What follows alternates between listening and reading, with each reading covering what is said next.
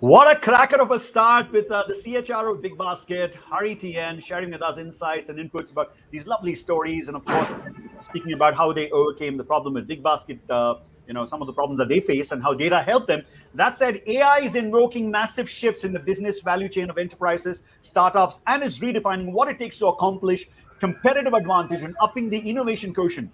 Now, whilst enterprises and startups have embarked upon the journey of triggering AI strategy for enterprises for growth, scalability, and innovation. Very few, ladies and gentlemen, very few enterprises or startups have developed a full scale AI strategy that's both contextualized and enterprise wide. A deep concerted focus on strategic building blocks of AI can help enterprises, startups develop penetrating insights, intelligence, and recommendations. Now, this session coming up next brings together experts from innovation, AI, strategy background, and they will focus on strategic discussions on various facets of bringing in need for AI strategy for enterprises and startups to up the ante on competitive differentiation and innovation. Now, we have a slew of speakers, of course. I'm going to introduce to you all of these speakers one after another. First up, the first speaker that we have today is the managing director of Accenture. Now, he is an innovator, disruptor, strategist, and a technology evangelist with more than 25 years of extensive experience and track record around innovation, digital transformation, corporate strategy, and leadership development for Fortune 500 clients in both mature and emerging markets.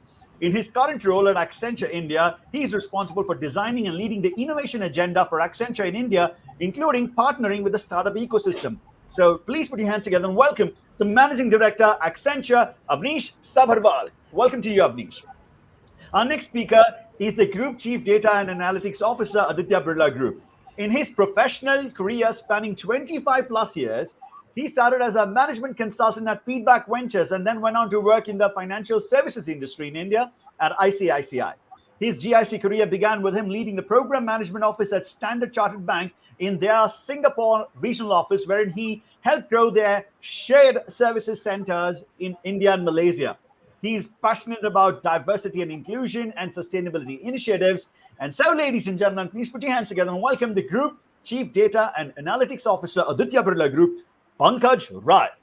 And the third speaker here to join us is the Director, Engineering Programs, NetApp.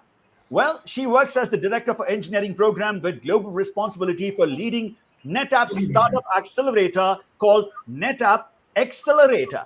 Now, she has over 16 years of experience spread across enterprises and startups and has worked in the global capital markets as a stock picker. She's been an entrepreneur and currently dons the hats of a mentor and advisor to startups. Ladies and gentlemen, please welcome the Director, Engineering Programs, NetApp, Madhurima Agarwal. Our fourth speaker here is the Vice President, Strategy and AI Hero Group. Now, he has been involved with overall strategy and leading AI initiatives across the Hero Group of companies in education, healthcare, financial services, manufacturing, real estate, and arts. Now, has also more than 2 decades of experience in strategy and business transformation.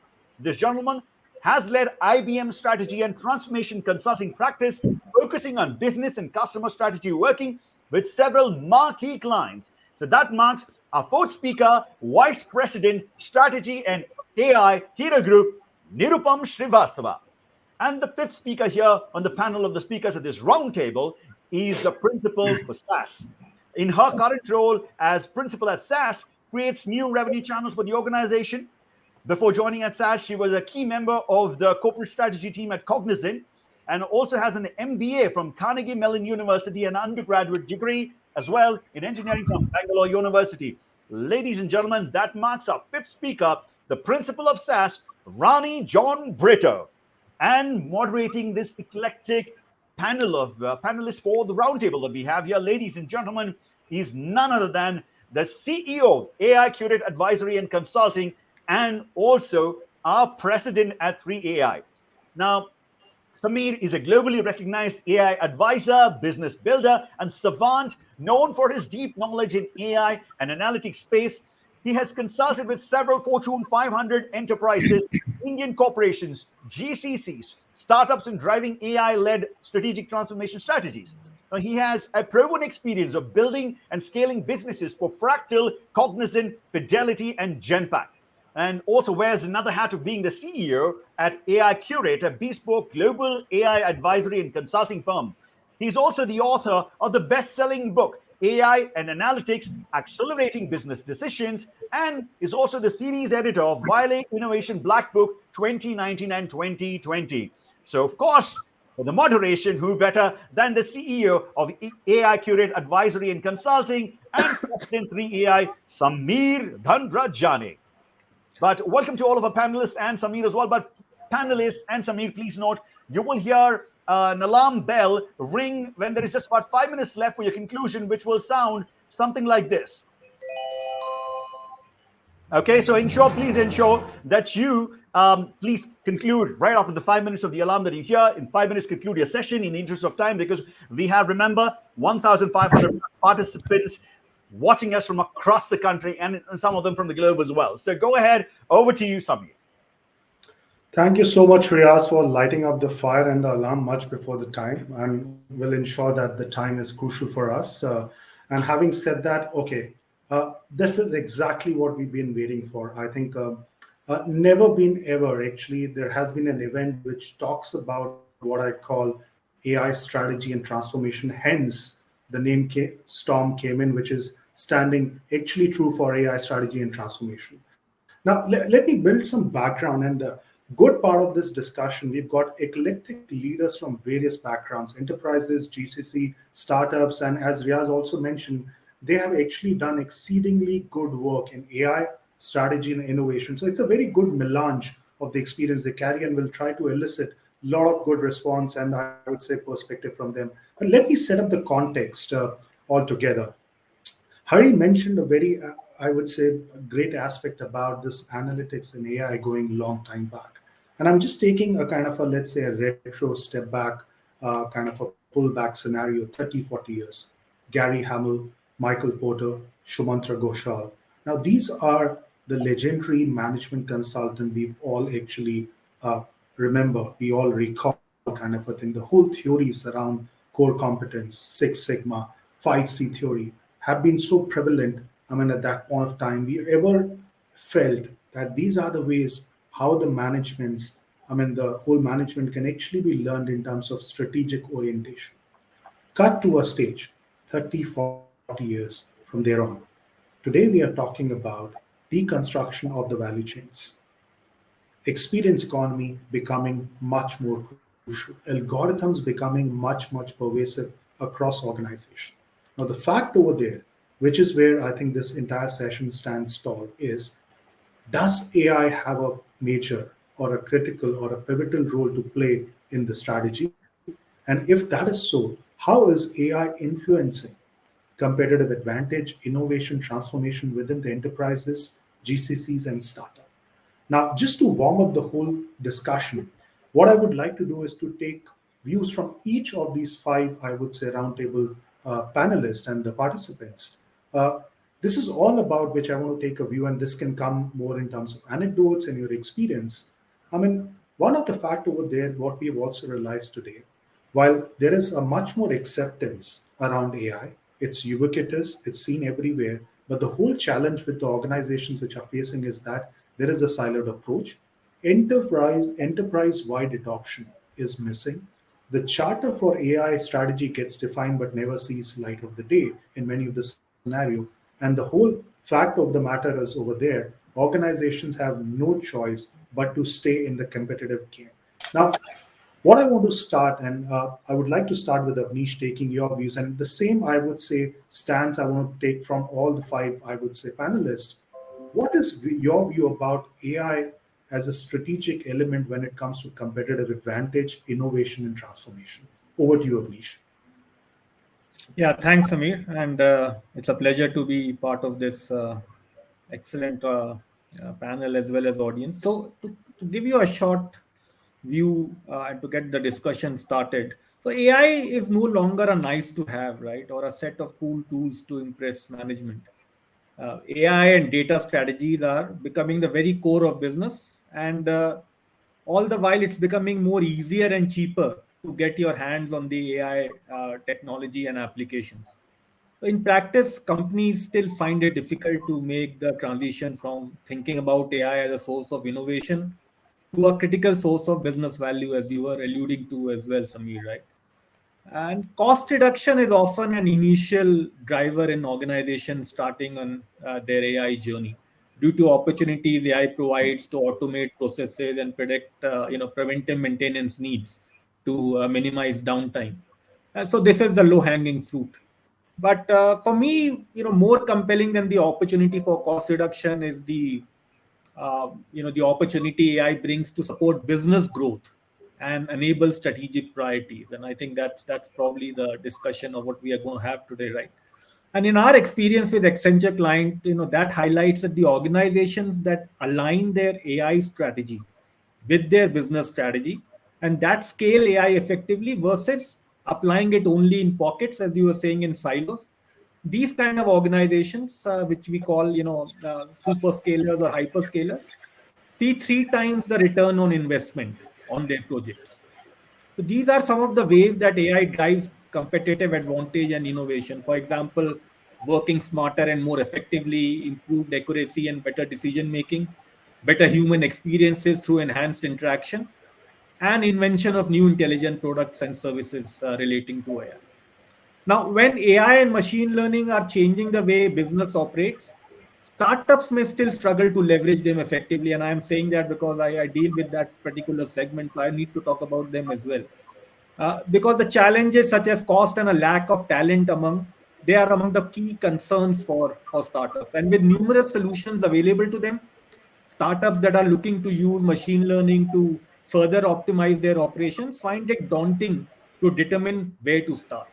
So, however, I think in my view, the use of cloud computing and what happened during the pandemic, that has opened up new avenues for company to tap into AI and machine learning much more easily and affordably. So that's it, Samir. Just to get the thing started, I think it's a great Sure. opportunity, but still a lot of work needs to be done. Sure. I'll come back to you, Avnish, on this. Pankaj, your quick views, please. Thanks, Amir, and you're always good at inviting all of us and triggering some new thoughts. And thanks, Avnish, for starting it up. Since you brought up the historical perspective and management thinkers and so on, so let me share my sort of historical perspective there. So long ago, when I was in G, process and Six Sigma used to be the king, and we would be like, process-centric company. We lead with process, and process was supreme. Over time, it led to product centric, that we are all very product centric. Process is passe, and product is the new way to go. These days I do see a lot of AI first and AI led. I think I would like to bring the third P actually in the evolution of those three P's, the two P's before. And to me, that P is really the purpose, because today more than ever before, I think we need to be subservient to the purpose, and every other thing is a means to an end, because all of those means are changing very rapidly. So if we align ourselves too closely to the means, I think we will miss the woods for the trees. So I actually think that today we should think more about the outcome, the purpose. And when I say that, many a time I have seen in our world, and I'm sure some of you see that we do talk about all the great things we do with AI, but sometimes a very simple weekly CEO dashboard, very descriptive, not very sophisticated, has done wonders for the company. So I've always said that let's not complicate things if it doesn't need the need of the business, and let's figure out what is needed to be done. So surely AI and machine learning and all of these things are doing a great job, but I also want to highlight that many of the simple stuff is still needs to be done in many parts of our industry, and we should not neglect that in the pursuit of complexity. Wonderful. Good to get very different views. That's the whole purpose of this roundtable. Madhurima, can we come back? I mean, can come to you? Can we have views from you, please?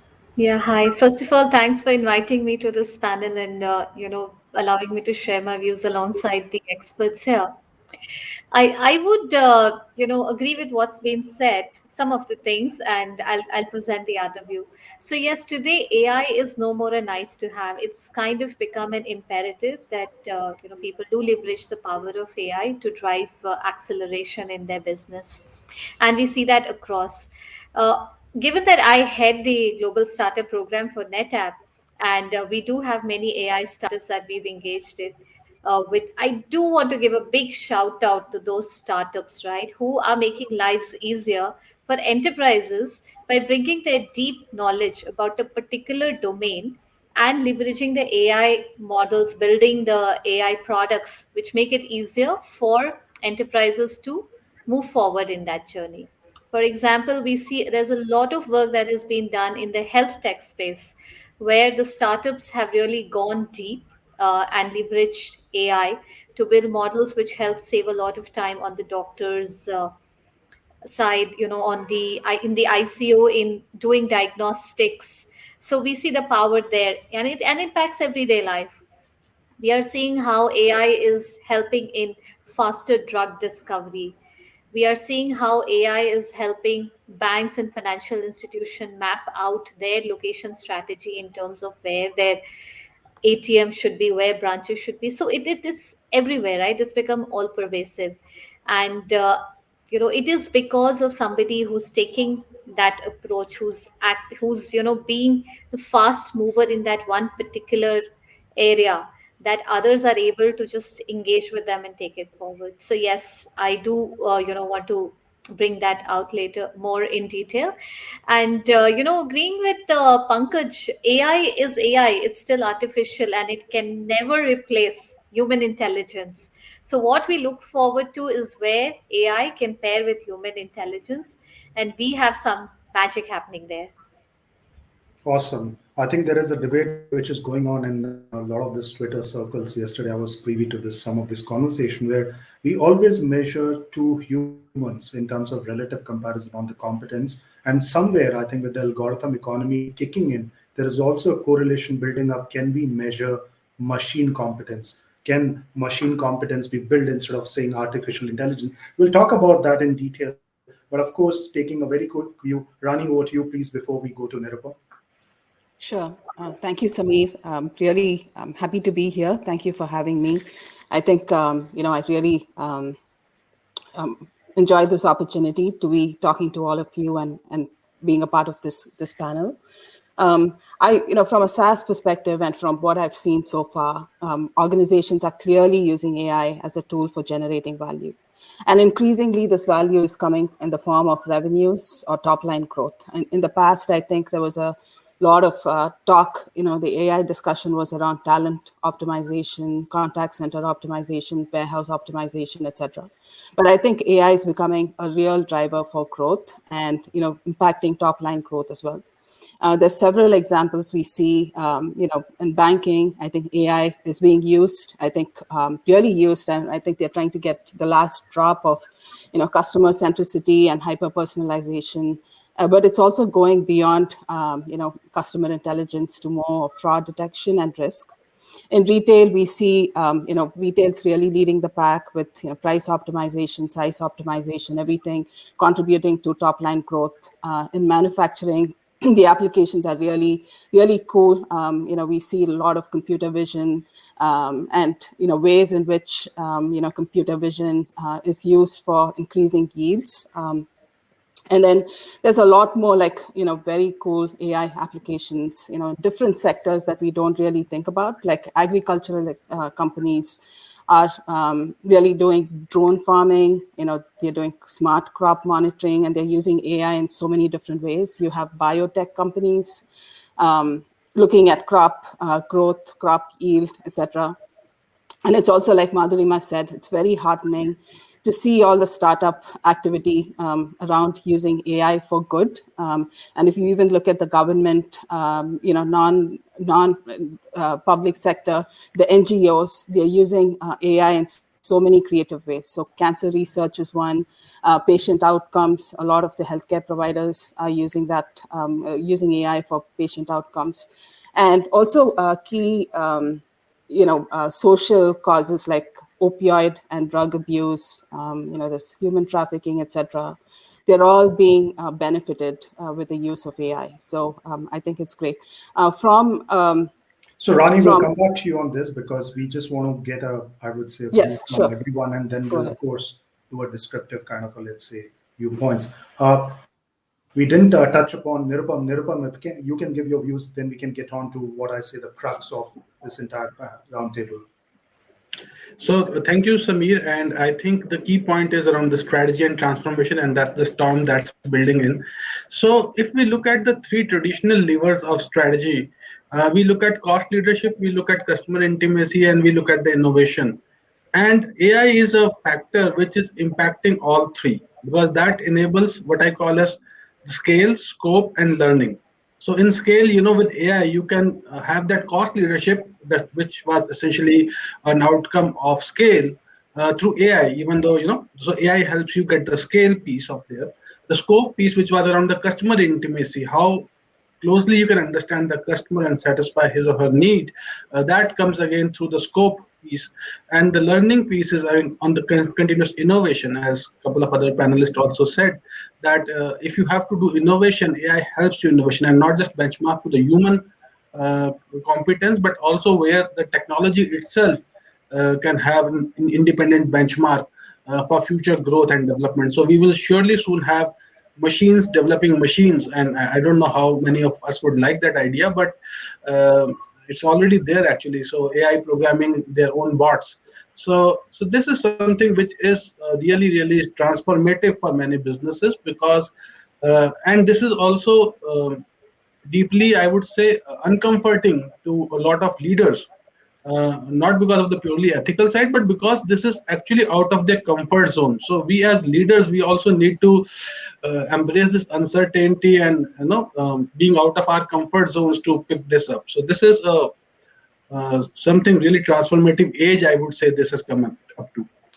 You picked up a very, I would say, discomforting point, Nirupam, which is, I would say, a talking point in many of the boardroom conversation. If the decision making, which is actually being led by the boards through gut, intuition, and a lot of hunch, gets taken over by algorithms, do we make algorithms sit in the boardrooms as part of decision making? And that's where the strategic elements may change. But I think it's a very good, excellent perspective. What I would like to now do is to peel off this entire AI strategy as a part of transformational innovation into, I would say, some sub-segment, and would start with Avnish and Madhurima because they work with a lot of startups in terms of looking at the whole horizon. Now, startups, Avnish and Madhurima particularly, are very, very, or rather, I would say, very hyper focused around growth, scalability, hyper growth, and scalability, if I put it that way. Now, we've also seen Hari talking about that at the end of the day, it's all about ensuring the top line is kind of growing at a phenomenal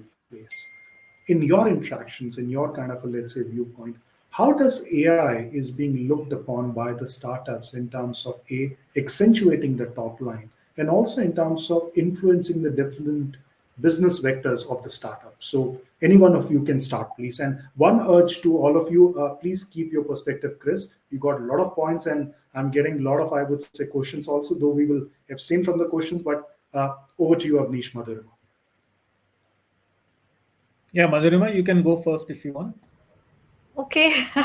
Yeah. So I think, I would actually say it's not just the top line. We should actually look more at the bottom line, because that's what really makes the difference. And I think that's where the power of AI is coming in, that we see from our startups. For example, I'll elaborate on something I touched upon earlier. If an AI product can help the financial institutions plan better in terms of where they should invest in the physical infrastructure, right?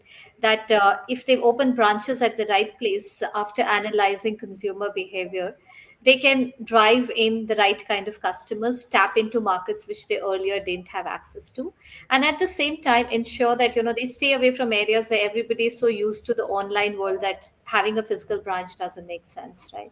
So that affects both their top line and bottom line. But that's just one example that we see, right? What startups really are doing is that offering that bouquet to enterprises, to organizations who, instead of having to invest heavily into many, expertise areas, can just go and choose whichever product best suits their need, right? So if that is the value that is being added by startups to the whole ecosystem, it affects in to the, it positively affects the growth overall. And I will actually pass it on to Avnish, and would like to hear from him.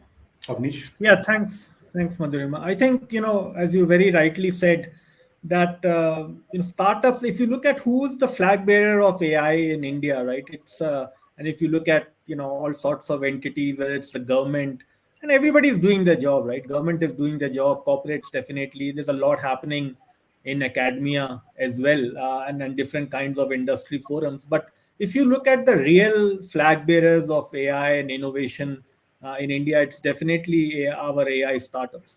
So they have significantly accelerated the implementation and embedding AI into corporates. This is what Madhurima was talking about, and there is no particular. So there are two kinds of startups I look into, right? One are actual startups who are providing their AI products and services to corporates, and that is the part of the open innovation model. And I think by adopting those products and services, the corporates are able to significantly reduce both their risk as well as time to value and market, and the return on investment they want to get out of their AI projects. But then there is the other side of the startups as well, which is that they are also big consumers of AI products and services, and they are doing that by making so they are using that to obviously do significantly scale growth, get top line as well as bottom line impact in their own organizations.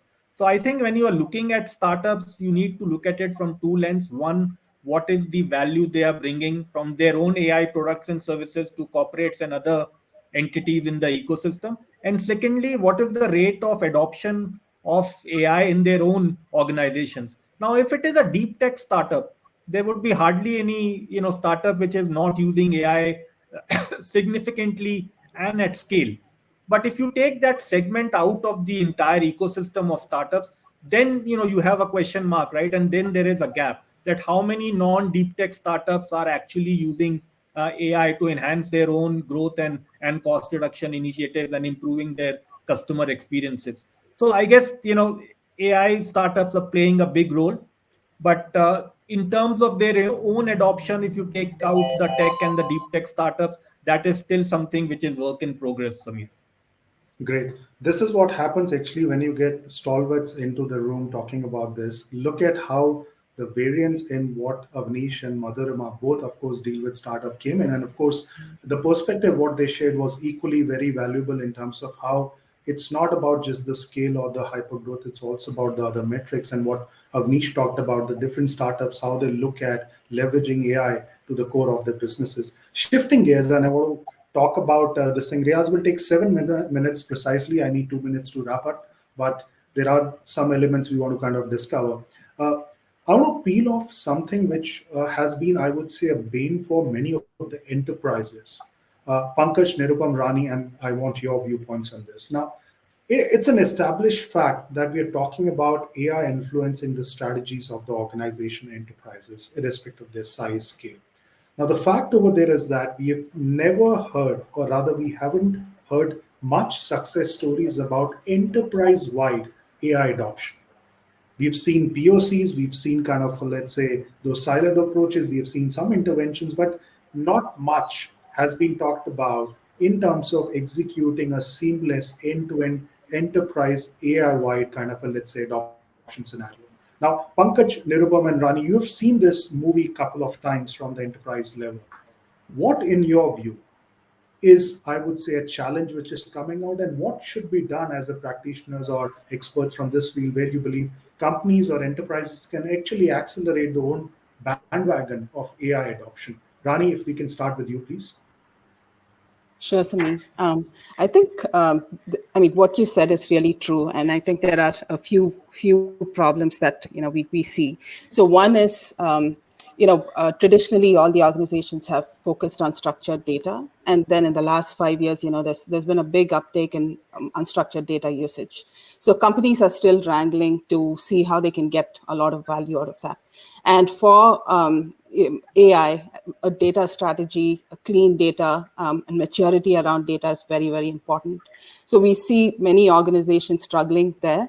So even though they have these AI programs, they don't have the data or the ecosystem to to really make sense of that data. And because in AI, as you know, it's not just extracting insights, but AI actually modifies the model or modifies the data as it goes. So having data, clean data is a big imperative. The second one is picking the right problem. I think, there's some siloed approach around AI, here and there. And, sometimes the problems that are being picked in the beginning are not problems which really deliver a big business impact or the business really cares about a lot. So it's becoming more difficult to show the success, get adoption and evangelization across the organization. So I'll hand it over to Pankaj. Sure. Pankaj? I think you said it, but let me just highlight what I have seen. So one, there are areas where there are low hanging fruits, and without AI you can get a lot of benefits. And then there is the other extreme where there is lack of data. So if I look at my current job, we have a diverse set of businesses here, from financial services, fashion, to manufacturing factories, and those factories are also from really modern factories to really old fashioned. So you can see the entire range of possibilities. So there'll be areas where there is lack of data, and while that solutions are required, you can't do that. So I think we have right now a lot of focus is on video analytics in making our factories safer. So if I look at the biggest use case that we are focusing on over here, is that area where the ESG is the one driving many of our initiatives, where you're using video to look at all kinds of fatalities and risk and that are possible, and trying to generate models. But that's not easy to do in some of our older factories, which are not having this type of equipment or data capture and so forth. And on the other side, on the fashion and finance side, I think it's much more easier to do some of these things which all the others spoke about. Great. Nirupam? Sure. I think the key factors around data and other elements I've already touched upon. So I will add on to the more on the people dynamic here. And it's already been mentioned in your introduction that the silos are the biggest challenge to this, and that is the real test of any strategy leader who wants to bring AI into the organization. And this is some of the challenges I have seen while I have worked across different clients as well as in different entities in our group. So you have to really see and understand the dynamic between the CEO and the CFO, because the CEO might be one visionary who wants to do a lot of things, but the CFO would, if CFO is the one who holding the purse strings. So the dynamic between the CEO and the CFO, as far as your AI initiatives is concerned, is going to be the critical, because otherwise you will fall in the trap of trying to get something done without having proper resources. And AI is something, as already said in context of startups, is something that which requires a decent amount of resources. It's not something for the weak-hearted. And even though we have cloud, we have AI services coming in, there's still shortage of people. There's still shortage of the resources that we are looking at, and the key factors already covered. I'm not touching back on what application you want to work on. So these are critical factors that one needs to go into it, and it should not just remain a pipe dream. So the criticality of the KPIs on which you are tracking the success or failure of the initiative is equally important. So, and these are the 3 or 4 key impact points I have seen worked in the corporate side as well as with the clients. And this is uh, I think this is an open question, and there's no straight jacket answer or one size fits all solution to this question, and everything will remain to be seen in dynamic of the culture and mindset of the organization and its leaders. Sure, sure. That's I would say conundrum which you've touched, and maybe this is a very different debate altogether. How the CXOs should grapple with the not only the change of the pace which is getting adopted with AI adoption, but also in terms of the change of roles what they're experiencing within their, I would say, spheres of activity. One last rapid fire, and this is something I need 30 seconds from each one of you. Uh, I think this is more for, I would say, the participants. There is a whole lot of participants from enterprises, GCC, startup, PVC firms outside who are watching and listening to all of you. Now, if you all have to give one particular strategic, I would say, strategic advice in terms of how to have AI adoption getting accelerated, whether it's a startup, GCC, or uh, an enterprise, what that would be. 30-second, please. Anyone can start, please. But we will cover all five of you. I I can think start, Samir. So, the most important thing which we were discussing, I think, is that AI in the end is a tool, is an enabler, right? In the end, it's all about people. So, if you don't take your people with you, then no AI project is going to succeed. Wonderful. Awesome. can I go next? I Yes, think please. find a use case at the CEO level and let that get done. And when he gets excited or she gets excited, I think everyone else will start adopting. I can go next. Yeah, please. Yeah, I think the future of the data science community itself is at debate. I think including a lot of business stakeholders and people with an arts background, etc., can really further AI. Getting inclusion from across the organization. Nirupam, over to you. One thing I would say is when you are using AI, do not think of incremental improvements. Think of, as you have put the word strong, transformative changes, and see of your industry as a being totally changed by the time you complete it. If you are looking at that kind of goal, you will definitely be able to succeed in whatever initiative you are working on. So that's where I would stop. Wonderful. Madhurma, you are the last. Yeah, I think my panelists have said it all. So it is get sponsorship at the right level with the right resources, the right problem, and you'll see the outcomes sooner rather than later. Awesome. I think this is exactly what I wanted. Instead of me wrapping it up, I wanted you guys to wrap it up, and you've done it with those very, very five crucial strategic advice in terms of how AI as a strategy can actually be adopted, embraced by the enterprises, startup, and I would say the larger community. Thank you so much, ladies and gentlemen. Thank you so much for your time. Really appreciate it. Riaz, over to you. Thanks. Thanks, everyone. Thank you all. Thanks. Well, that just about concludes one of the most eclectic roundtables you could have ever been part of, ladies and gentlemen. So I'd like to thank all my panelists here, right here. Avnish, Pankaj, Madhurima, Nirupam, Rani, and of course the moderator, Samir, for having wonderfully moderated this roundtable. Thank you so much, ladies and gentlemen. Enjoy the rest of the evening. That said, may I request the console to switch us over to the next session while the audience stays put right here. Don't go anywhere. We'll be back in 15 seconds, having switched over to the next session. Stay right there.